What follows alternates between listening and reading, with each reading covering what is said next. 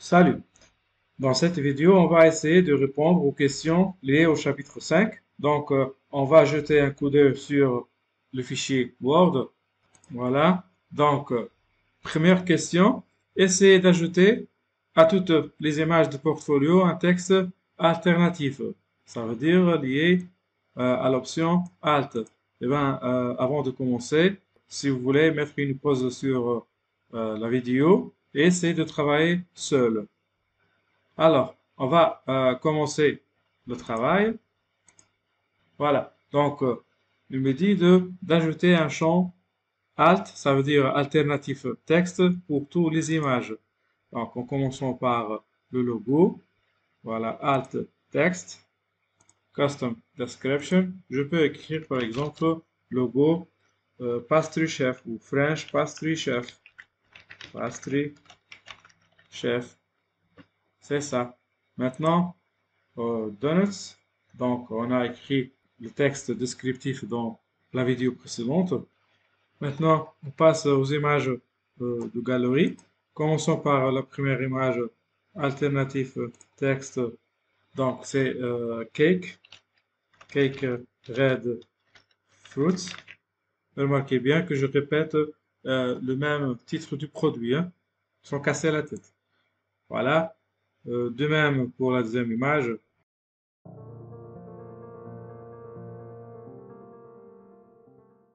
Maintenant, partie aux sections contact. Donc, si vous voulez, cette image, on va changer son alternatif texte vers phone.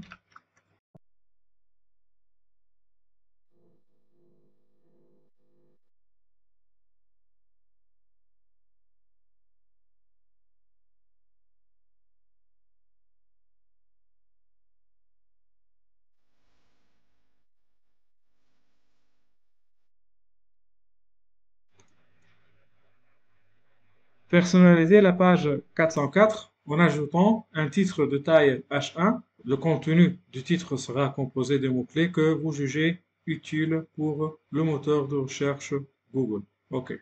Retournons à notre travail. Voilà, la page 404.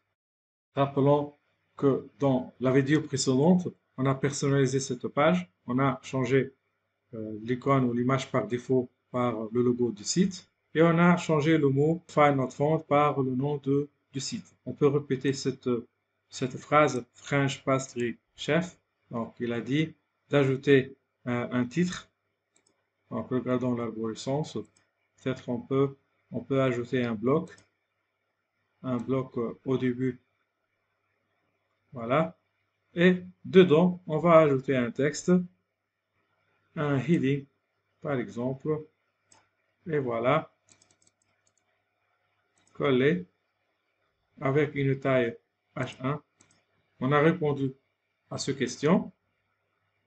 Retournons maintenant la page ou l'exercice 3 ou la question 3. Accéder aux paramètres de la page sitemap et ajouter une courte description de la page dans le champ Meta Description qui ne dépasse pas les 300 caractères. Donc, retournons à notre travail. Sitemap. Voilà les paramètres. On va chercher un champ qui s'appelle métadescription et voilà. Donc, c'est ça. On peut, par exemple, écrire sitemap of pastry ou French pastry chef. On a terminé la réponse. On passe aux questions suivantes. Maintenant, dans la page sitemap, ajoutez les titres sitemap of French pastry chef. Donc, je vais le sélectionner et le copier. Copier. Donc, de taille H1. Et ensuite, terminer les liens hypertexte des mots Home, Gallery et Contact.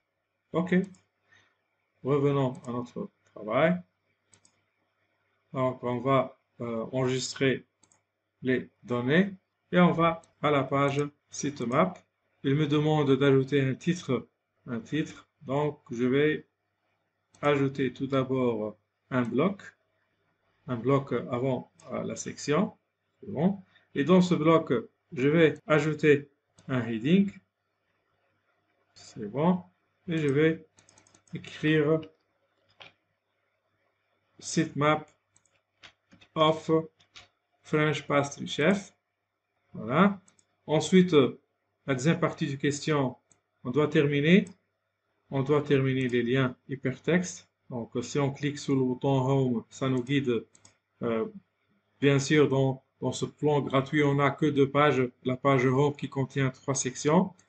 Par défaut, donc si je clique sur Home, il me guide vers Home. Et si je clique sur Galerie, de même, il va me guider à la page Home.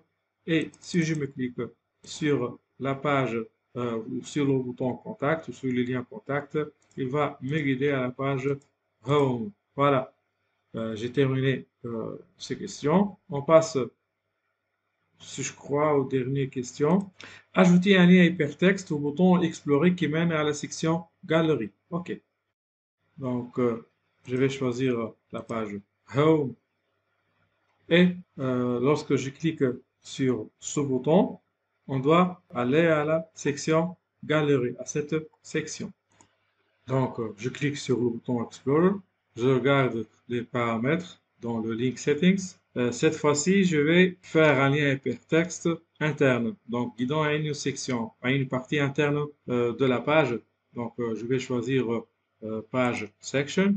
Une liste modifiable qui s'affiche, et ben, je vais choisir directement la section galerie. Voilà, je vais tester. Et voilà. Nous avons terminé les questions liées à ce chapitre. Espérons bien que cette formation vous a aidé à comprendre l'outil Webflow.